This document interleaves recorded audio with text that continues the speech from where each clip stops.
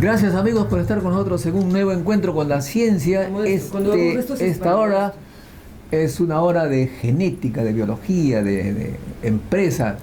Sobre estos temas vamos a hablar con dos representantes de la biología molecular peruana.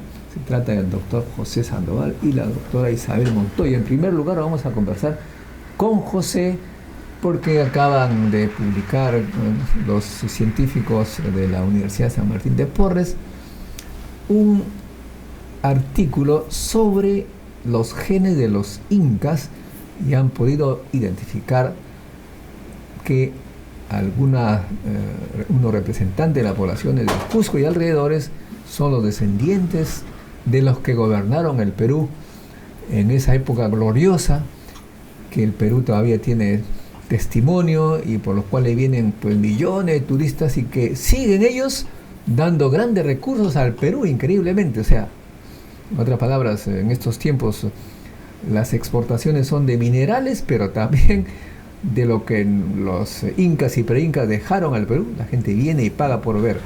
José, gracias por estar en el programa. Muy buenos días, muchísimas gracias por la invitación. ¿No? Me acuerdo que los visité y me hicieron ahí un análisis genético. Cuéntame un poco en qué consiste ese análisis genético de un ser humano y de la población en el Perú. ¿Cómo es que se hace el proceso? En principio, el ADN lo tenemos, digamos, casi 99.9%. El ADN es esa molécula que tienen todos los seres vivos en el núcleo de sus células. Y cada una de las células tienen el mismo ADN, o sea que nosotros si nos sacan un pedacito de piel o es un poco de saliva, cualquier cosa que sea nuestro, en el núcleo de cada una de esas células hay una molécula que caracteriza a uno. Cada especie. Por ejemplo, en el caso nuestro, los 23 pares de cromosomas, ¿no?, contienen los genes. Entonces, nosotros, todos, las personas, independientemente del lugar donde vivan, ¿no?, donde resida, donde haya nacido, tenemos, como les repito, casi similar, no igual, porque cada uno es único, claro, ¿no? Es único en la vida, y gracias a que en los últimos años se ha hecho un mapa genogeográfico, significa que todos nosotros estamos relacionados en diferentes grados de parentesco, significa que tenemos una cuna, en general todos, la cuna de la humanidad, que es África. Entonces, ese es el modelo. Todos son macacos, dijo uno. No tanto, muy lejos para decir con ese término, pero el sentido es que alrededor de 300.000 años, esos son los datos arqueológicos y genéticos, concuerdan muy bien, en que nuestros ancestros van dispersándose fuera de África por el Oriente Medio, luego van pasando por el Asia Central, a Europa, a Oceanía, y alrededor de 20.000 años, algunos grupos de ancestros van atravesando, o sea, por cuestiones, digamos, de cacería, búsqueda de alimentos, o de aventura, como dicen algunos, ¿no? De aventura. Pues hasta hoy en día tenemos esos genes aventureros, pero el sentido es que poblan América. A la gente le gusta viajar, ¿no? Yo creo que a todos nos gusta, siempre nos encanta conocer nuevos lugares, pero el sentido, el modelo, es que el poblamiento se da hasta la Patagonia, por lo menos 15.000 años atrás. 15.000 años. Sí, ese es el modelo, el marco en el cual nosotros podemos hablar del origen. El origen de la humanidad es uno solo. No es que sea de aquí, del lugar América, de Europa o de Australia, no, sino un grupo ancestral se ha dispersado y todos somos las ramitas de ese tronco. Independientemente de lo que hablemos, del color de piel, independientemente de la talla. Cosa que debería eliminar sus expresiones de racismo increíble. Yo diría, bueno, que está basado en la ignorancia, ¿no? En principio, el sentido de raza se ha acuñado, y yo recuerdo, ¿no?, en 1684, un médico francés, François Berner, justamente hace una publicación en una revista llamada Los Excavadores, ¿no?, o Exploradores, una revista de ese tiempo, manda su ensayo e indica, ¿no?, que el poblamiento del mundo a través de las poblaciones o tipos o razas de los humanos que habitan en ella. Así. Luego, en 1775 hay una tesis doctorado por otro médico, en este caso germano, en Johann Blumenbach, que específicamente su tesis dice la diversidad nativa del género humano. Desde esa fecha hasta hoy, el término se ha usado de alguna manera en diferentes contextos, por decir, ¿no? Caucasoides, mongoloides, etíopes, malayos, por decir, de Oceanía, y nativos americanos. Y nosotros seguimos desde las escuelas, no, digamos, transmitiendo esos mismos términos que usted mismo dijo, ¿no? De razas. Pero no existe prácticamente razas. Sí, yo acabo de... No existe prácticamente nada de eso, ¿no? Es una categoría inventada, digamos, ¿no? Creada por nosotros. Justamente nosotros dictamos un curso en el CEPRESIT cada mes, pues, se llama Curso de Investigación y Redacción de Tesis. Creo que se da en este caso el 2 de junio, justamente. Este sábado, del 3 a 7 p.m., por si acaso. La información está en www.cienciaperú.org. Y claro, para dictar un curso así hay que leer. Y en el estilo Vancouver, uno lee cómo hay que escribir. Y el estilo Vancouver justamente dice, está totalmente excluido en los artículos científicos la palabra raza, porque la palabra raza no es un concepto científico. Prácticamente, ahora lo que existe es el secuenciamiento, ¿no? Y que incluso se dice que alguna vez, no sé si será verdad, se hizo la prueba entre dos suecos, sueco A y B, con un africano C, digamos, y encontraron que entre un sueco A y el africano C había más genes en común que entre los dos suecos. Porque lo que da el aspecto externo son poquitos genes, mientras que el ser humano tiene tantas características que hay veces un africano se parece mucho más genéticamente a un sueco que entre los suecos. Bueno, ustedes entonces hacen ese estudio, especialmente en la población peruana. Sí, tratando de ver lo que usted está comentando, el sentido de las diferencias, ¿no? Lo que tenemos, por ejemplo, color de piel, de ojos o de cabello. Hoy en día, más o menos se tiene idea la causa, el motivo. Hay muchos factores, hay muchos genes no relacionados a eso, para la melanogénesis, es decir, para la producción de melanina, pero también está el factor ambiental. Por ejemplo, si nos hacemos la idea del mundo, el mapamundi, tenemos en la cintura la zona del Ecuador, la zona donde es más caliente, la zona tropical. Somos más trigueños, más, ¿no?, oscuros por la mayor producción de melanina.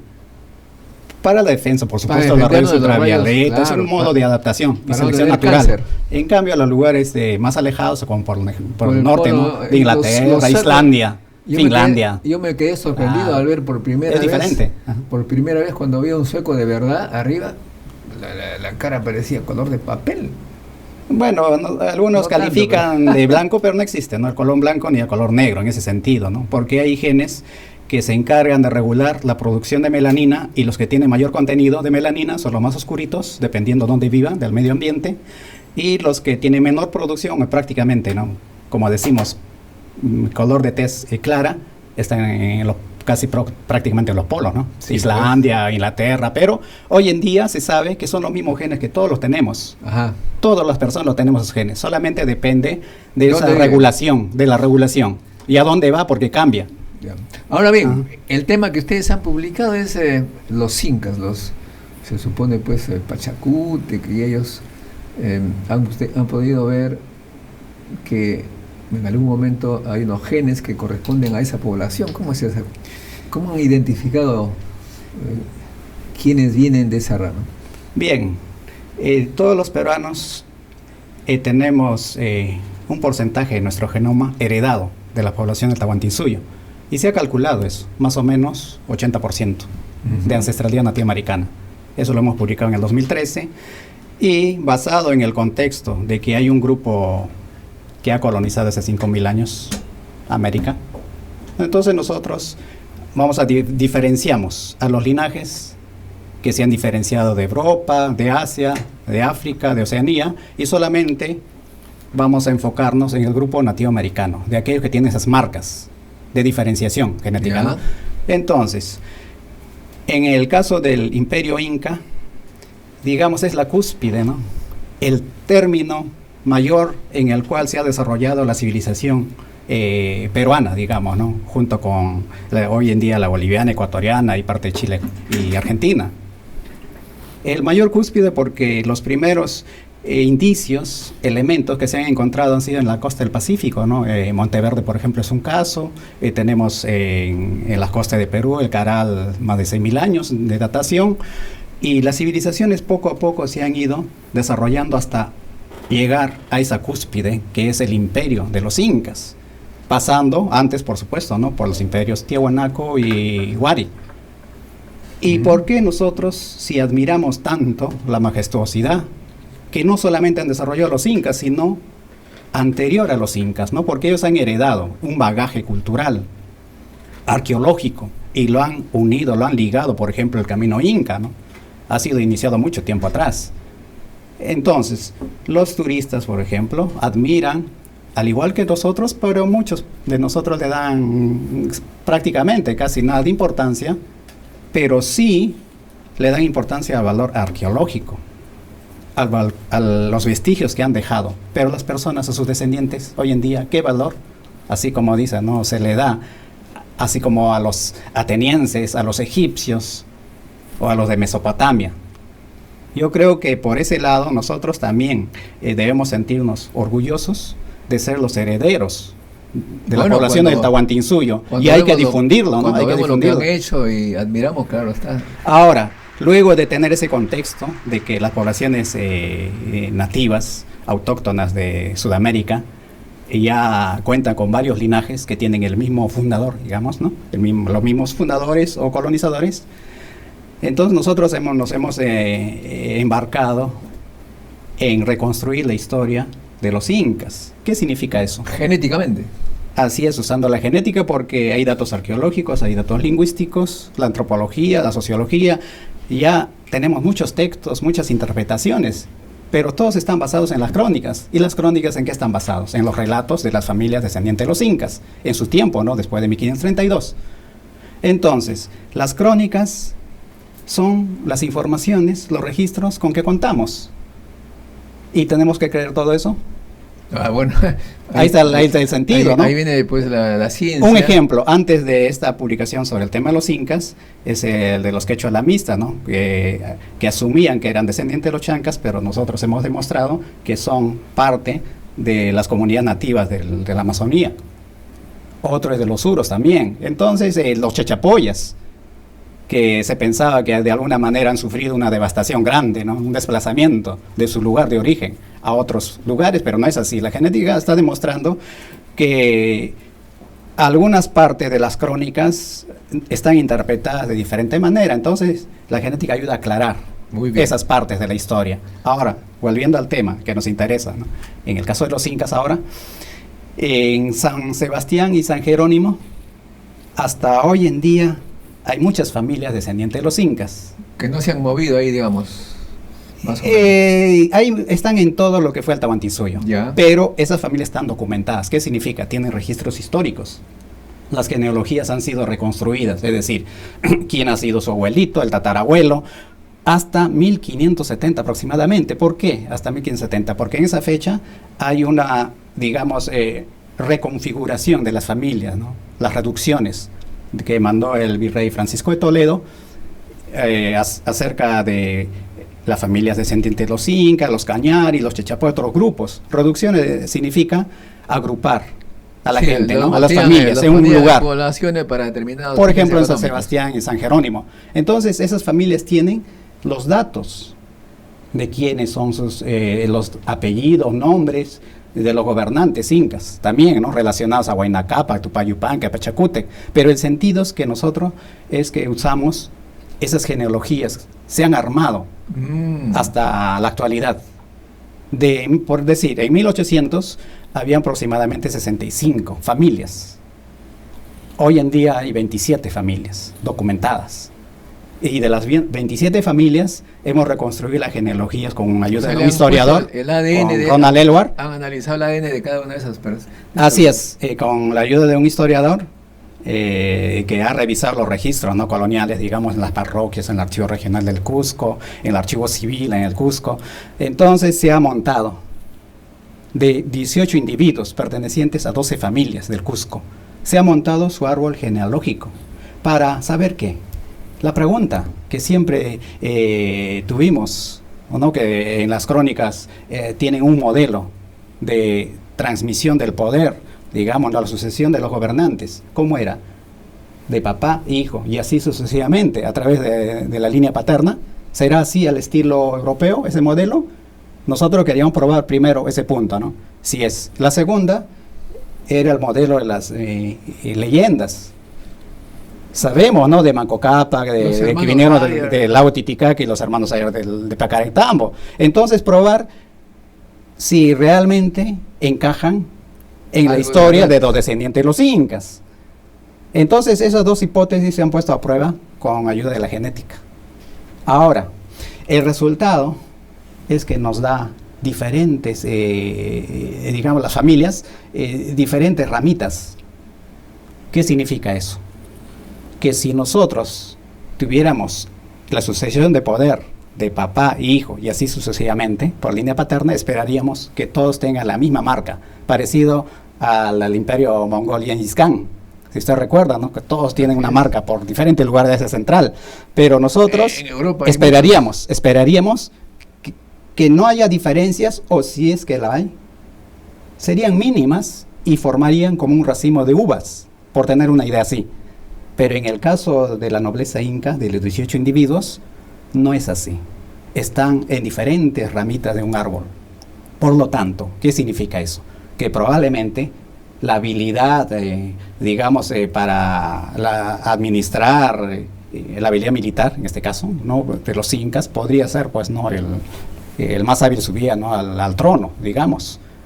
Y no necesariamente tiene que ser por sangre. Eso sería una forma de interpretar eso. Pero eso ya más o menos se decía históricamente, que los incas escogían al descendiente que iba a tomar el poder, al más capaz de los que supuestamente eran sus hijos. Por supuesto, eso era parte del escenario, ¿no? Que se esperaba, y la otra parte era, pues, el modelo de sucesión solamente por el papá, no a través de la línea del papá. Pero nosotros hemos observado que dentro de esa diversidad, digamos, de linajes dentro del grupo familiar de la nobleza inca, hay dos grupitos que nos han llamado la atención. ¿Qué significa? Dos conglomerados que tienen relación entre ellos. A un conglomerado le hemos llamado Auqui 1, que significa que tienen un ancestro que ha vivido alrededor de 500 años atrás. El otro grupito muy diferente le hemos denominado Auqui 2, y ese tiene un aproximado de su ancestro que ha vivido hace 900 años atrás. Los dos grupitos tienen ancestros o fundadores diferentes, pero que han vivido en un periodo que los arqueólogos denominan periodo intermedio tardío, que abarca desde el año 1000 a 1450, y justo comenzando también el periodo inca. Entonces, podría ser que esos dos grupos, Auqui 1 y Auqui 2, están relacionados a la expansión inca. Ese es el caso, ¿no? que tenemos. Hemos puesto, digamos, el ojo en esos dos grupos que nos ha llamado la atención, y nos interesa ver si hay una correspondencia con el DNA antiguo, lo que nos está faltando en esta parte de la historia. Significa que para demostrar con otras evidencias, ¿no? Tenía que ser las directas, porque nosotros estamos usando las indirectas a través de los descendientes de los incas, pero tenía que ser ahora el ADN de los incas. Significa, por ejemplo, algún resto, algún vestigio que hayan dejado el hijo de Huayna Cápac, Tupayupanqui, los últimos, digamos, incas precoloniales, y que esté registrado en una parroquia, por supuesto, no en documentado. Y eso sería una ruta a seguir para hacer la excavación pertinente y luego ver la posibilidad de la extracción del ADN y compararlo con los descendientes actuales. Ahí completaríamos esta historia. La mitad de la historia por lo menos lo tenemos. Sí, pero la otra parte está en camino, está en exploración. Bueno, tenemos, por si acaso, en estos temas de genética, pueden ustedes llamar alguna consulta al 421-2893, 421-2893. Finalmente, para terminar, José, sí, tienes. Para agregar, el primer punto es que hemos encontrado por lo menos 2 fundadores, por lo menos. Habrían más, pero nos ha llamado la atención a esos 2 fundadores. En segundo lugar, la hipótesis de los mitos, ¿no?, de las leyendas, que dicen si es de Pacaretambo o de Lauti Titicaca, también los perfiles genéticos de esas 18 personas se han comparado con la base de datos que tenemos, desde la población desde Ecuador hasta Bolivia, y por supuesto, ¿no?, de publicaciones que hemos tomado de la población de Argentina, de Chile. Entonces, al comparar el perfil genético entre todos, se reconstruye un árbol. Las relaciones entre los individuos, los más cercanos, quiénes son los más alejaditos, pero el sentido es que los 2 fundadores, los descendientes, ¿no?, de hoy en día de esos 2 fundadores, están relacionados prácticamente con las poblaciones del sur. ¿Qué significa? Bueno, con la población del Cusco, Pacaretambo, el Lauti Titicaca, y encaja muy bien con lo que fue del Imperio Tiahuanaco. Encaja muy bien, o sea, calza muy bien con eso. La genética y la historia, la arqueología, etcétera, un poquito que van al de la mano, y se necesita esta herramienta científica concreta. Tenemos una llamada, José. Sí. Por favor, nombre y lugar de donde llama, su opinión, pregunta. Muy buenos días, señor doctor Montoya. Le saluda el señor Juan Hurtado de la Molina. Primero, para felicitar al estudioso del antiguo Perú, pero decirle que no solamente los 2 incas proceden y las últimas investigaciones del sur del Perú, sino que por estudios del Inca Garcilaso de la Vega se demuestra de que estos hermanos incas, Atahualpa y Huáscar, no estaban peleados, sino que Atahualpa, de una manera inteligente, lo llevó a Pizarro para que buscara el tan anhelado botín del Cuarto de Oro a Cajamarca para ganar tiempo y así combatir a los españoles. Esa es la parte de la historia. Pero yo quisiera hacer una ucronía, como dice el señor Ricardo Belbon Casinelli. Vea, señor, yo lo felicito por el estudio de genética para saber nuestro pasado y saber de dónde venimos, de qué inteligencia provenimos. Pero yo le voy a decir la realidad histórica de hoy, presente y del futuro, según este análisis. En este momento de cada 2 niños peruanos hay uno desnutrido, que significa más de 1 millón de niños. Esos niños, hasta la edad de 5 años, si no son bien nutridos, su cerebrito no se va a desarrollar su inteligencia, ni tampoco su parte estructural de sus huesos. En el futuro, mi querido amigo, vamos a tener, y discúlpeme, no quiero ser tan realista, esta realidad tan cruda, pero los peruanos futuros van a ser chatos y semitarados para, para poder ser mano de obra bruta, barata para esta corrupción de empresarios y políticas que nos están llevando a los más capacitados a salir del país y la fuga de los talentos. El peruano no se merece esto. ¿Qué hacemos con la política? ¿Qué hacemos con la política actual? Está bien estudiar la historia del Perú, está bien ver bueno, ese ya es un tema un poquito diferente a lo que estábamos conversando. El tema es el uso de la biología genética en los elementos históricos que hemos... Para reconstruir parte de nuestra historia, ¿no? Claro. Que tiene muchas preguntas. Bueno, José, sí, te quería decir algo finalmente, que se nos va el tiempo. Nosotros prácticamente estamos haciendo varios proyectos de las poblaciones que no han sido estudiadas. Por ejemplo, tenemos a los cejas, que generalmente muchos no están incluidos ni en los libros, solamente así denominados. Tenemos a muchos grupos como los Shipibos Coniguos o los Aguajún, y según las crónicas, los descendientes en el norte, ¿no?, los Moche, los Chimú. Bueno, hay personas actualmente. Yo te pongo, claro. Ya para terminar te voy a poner una pregunta para que de repente lo investiguen. Dicen que había mucha comunicación entre los mexicanos y Trujillo, los Chan Chan. De repente encuentran algún gen común entre mexicanos y los de Chan Chan. Pero eso será para una próxima para tener claro la idea. Desde Alaska hasta la Patagonia, de Chile y Argentina, todos los nativos americanos tienen los mismos ancestros. Ya, sí, claro. Solamente que se han diferenciado porque algunos se han ido a vivir en la parte de la costa, en la selva, en la sierra, en diferentes ambientes ecológicos, en muy diferentes bien, ambientes. José, te agradezco mucho por esta esclarecedora entrevista que vamos a continuar porque nos interesa conocer científicamente cuál fue la historia del Perú. Muchísimas gracias a usted. Hasta un próximo encuentro, José, y con nosotros regresamos en unos minutos. Y nosotros.